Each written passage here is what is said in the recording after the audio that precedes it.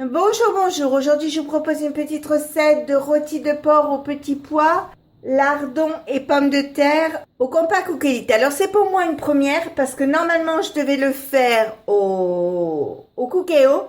Puis mon Cookéo est tombé en panne. Donc, je suis obligée de faire avec les moyens du bord, c'est-à-dire le compas Cookélites. Donc, je vais certainement bien tâtonner parce que j'en ai jamais fait.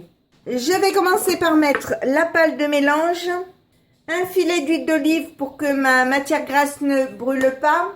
Je mets 30 g de beurre. Alors si vous voulez pas mettre de beurre, vous pouvez mettre de l'huile d'olive. C'est pas un souci et ça change, enfin si ça change le goût bien sûr. Mais pour ceux qui n'aiment pas le beurre, il y a toujours possibilité de mettre que de l'huile d'olive. Je mets un oignon que je coupe en morceaux.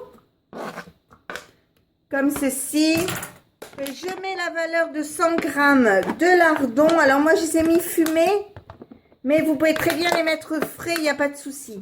La seule chose, c'est si vous mettez des lardons fumés, faites très attention quand vous salez. Je mets le couvercle et je vous montre le devant. J'appuie sur ce bouton, je mets programme 4 qui est rissolé. Alors 5 minutes 90 degrés, vitesse 1, j'appuie 2 fois sur le temps, je monte à 10 minutes et je mets à tourner. Pendant ce temps-là, je prends une poêle à frire, je la mets sur le gaz, je vais mettre un peu de matière grasse et je vais faire revenir mon rôti de porc dans la graisse.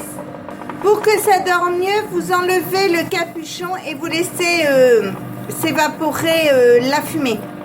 Voilà, ça y est, c'est arrêté. J'ai ouvert l'appareil. Donc, je vais enlever le bras mélangeur. Je vais remuer un peu. Alors, si vous trouvez que c'est pas assez roussi, vous pouvez le remettre. Je prends mon rôti de porc que j'ai fait dorer.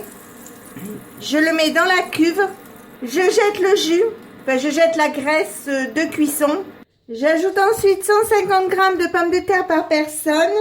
150 g c'est suffisant dans la mesure où il y a des petits pois après qui vont arriver. Je mets quelques tours de moulin à poivre comme ceci. Un demi-litre d'eau. Quelques herbes de Provence. Je remets le couvercle. Je remets le capuchon et je vous montre le devant. J'appuie sur ce bouton. J'appuie sur vapeur. Donc vous voyez 20 minutes, 120 degrés, pas de mouvement. Je mets en route et on se retrouve après pour la suite de la préparation. Alors vous voyez, ça clignote, ça se met pas en route. Donc le temps qui est compté, c'est vraiment le temps de la préparation. Parce que tant que ça va clignoter, eh bien ça se mettra pas en route, c'est que c'est pas arrivé à la bonne température. Voilà, ils viennent biper. Donc vous voyez, il s'est mis en route parce qu'il était à la bonne température. Ça continue de clignoter, je pensais que ça devait s'arrêter, mais bon, c'est pas grave.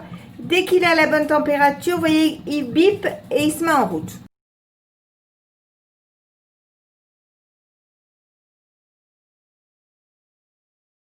Donc, j'appuie sur ce bouton encore une fois. J'appuie sur vapeur. Donc, je vais baisser à 5 minutes. Voilà, donc 5 minutes 120 degrés, pas de vitesse. Je mets en route et donc dans 5 minutes, on pourra manger. Voilà, ça y est, c'est cuit. Je vais l'ouvrir. Voici ma viande, les légumes. Donc maintenant, on va passer à la table, on va se régaler. Et si ma recette vous a plu, eh bien, n'hésitez pas à mettre un j'aime, un commentaire ou tout simplement à vous abonner à ma chaîne. C'est facile, c'est rapide, ça coûte rien et ça fait toujours plaisir.